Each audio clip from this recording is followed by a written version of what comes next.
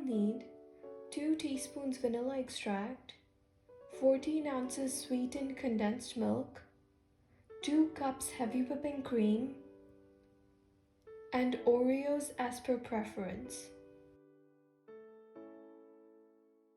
Freeze the bowl and whisk for an hour before whisking the heavy whipping cream until very light peaks form.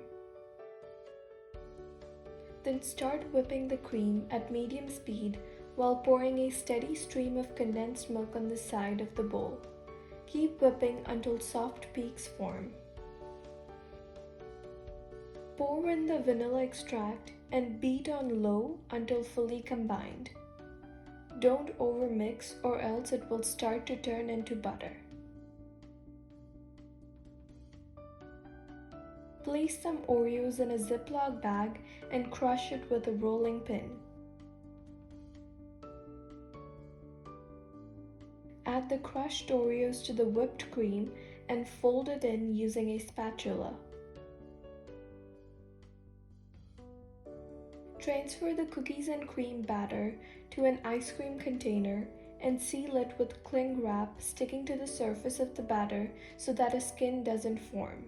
Then refrigerate it for 3 to 4 hours.